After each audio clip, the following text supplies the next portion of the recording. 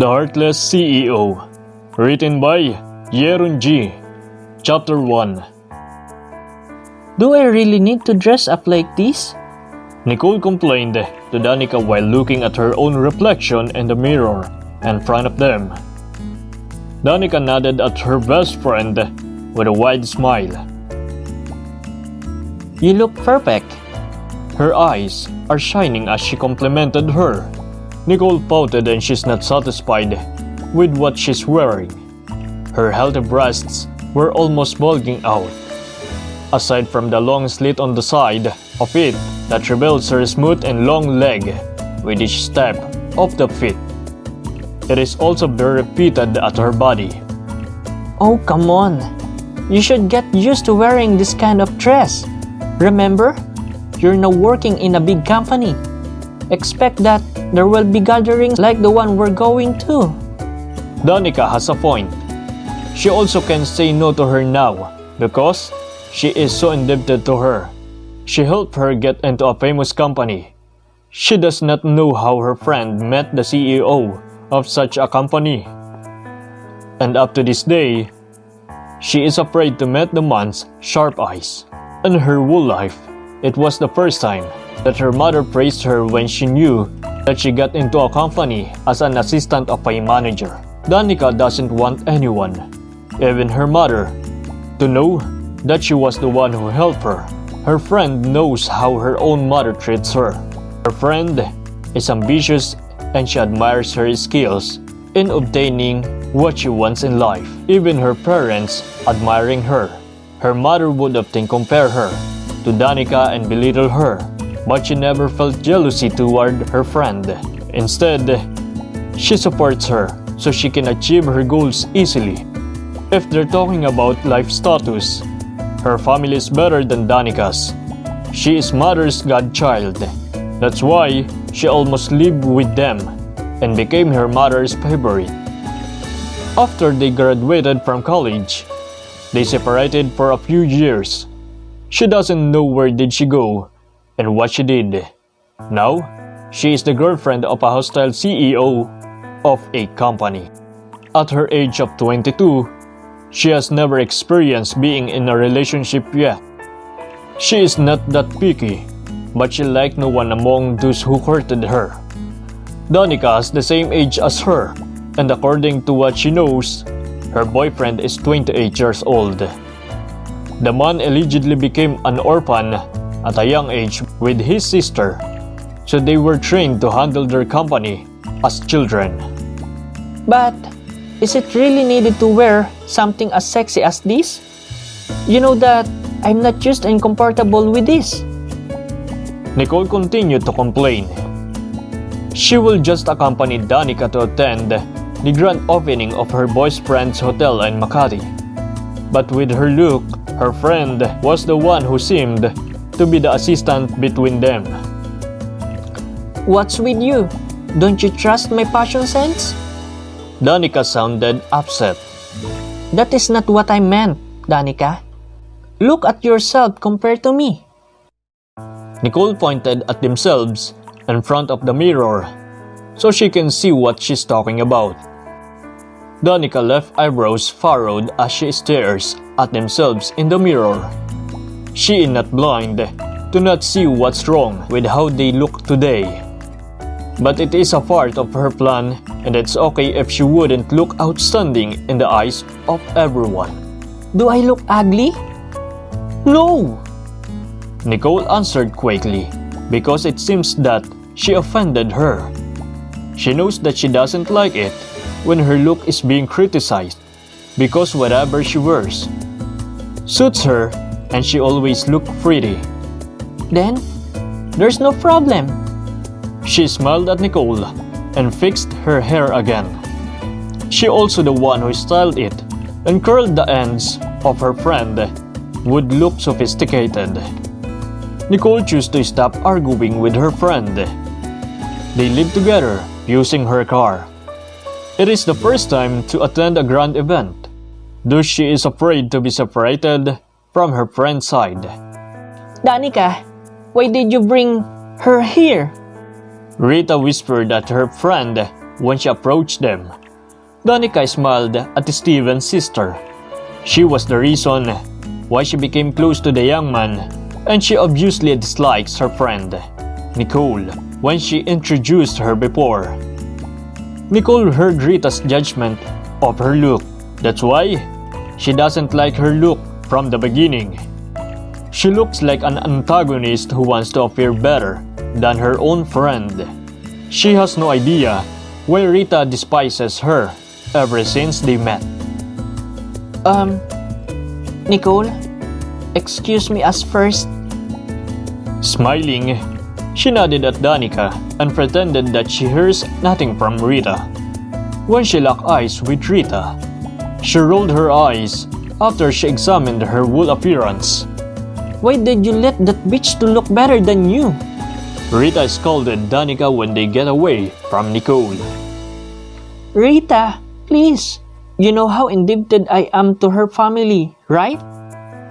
I don't want her to be upset with me, so I agreed to her wishes, She said to her friend, who will soon to be her sister-in-law. Rita sighed before hugging her friend. She hates seeing her sad. Thus she always the one. Argues with her brother whenever she would find out that the two had a misunderstanding in their relationship. She was so happy when she found her after so many years. She's making it up to her, and because her brother loves her so much, he gives her everything she wants. I don't like her to stick to my brother. It's obvious that she wants to seduce my brother. So, she dressed up like that, She said to Danica, who she treats like her own sister, before she went back to where she was. A strange smile on Danica's lips behind her friend's back.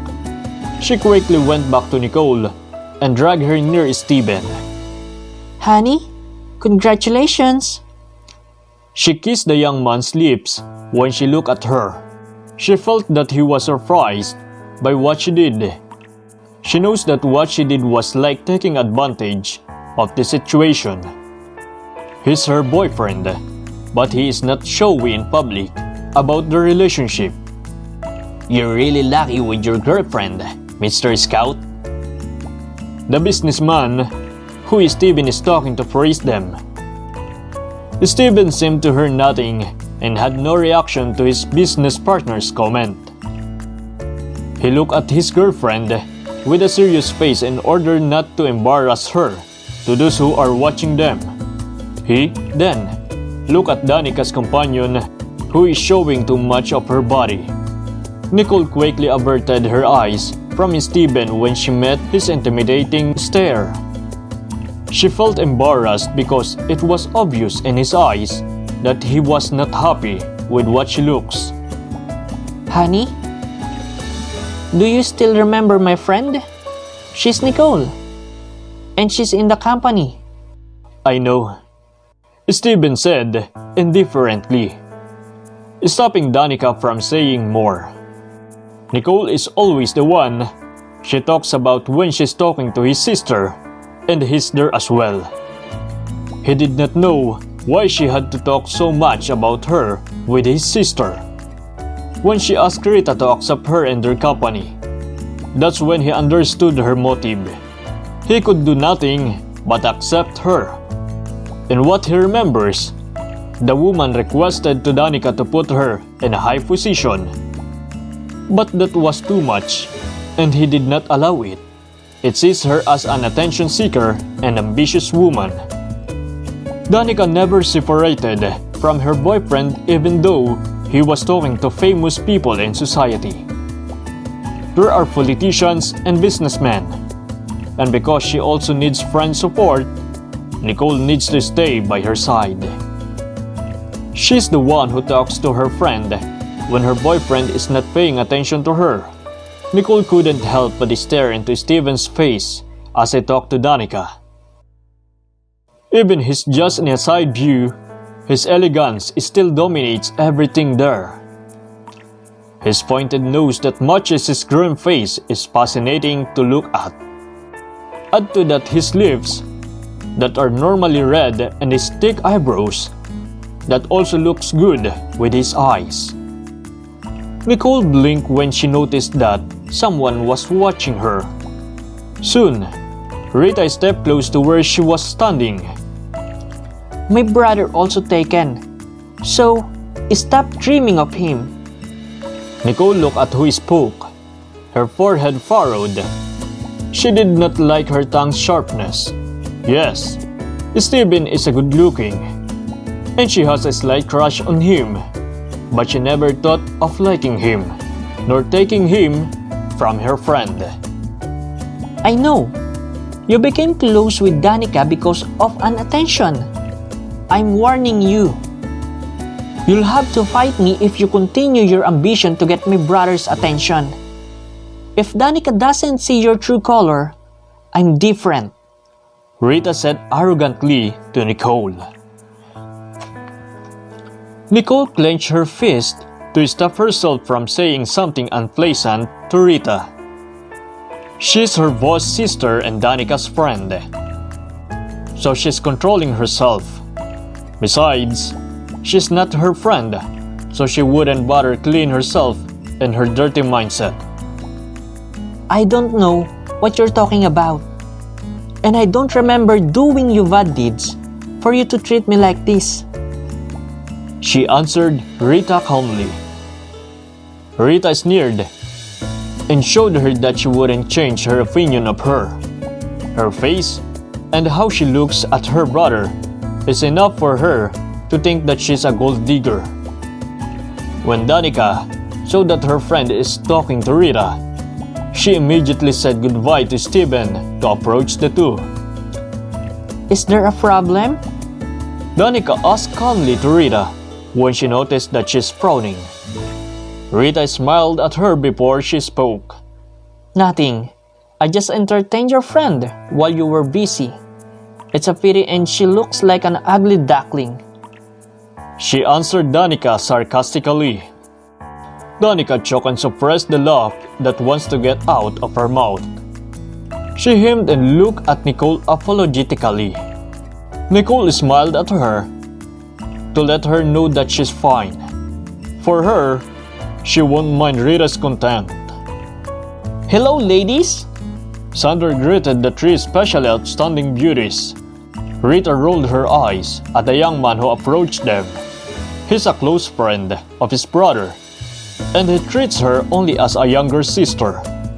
The annoyance she felt for Nicole intensified when she noticed that Sander looks at her admiringly. Hi, Sander. This is my childhood friend, Nicole. Danica introduced her to the young man. You really amaze me, Danica.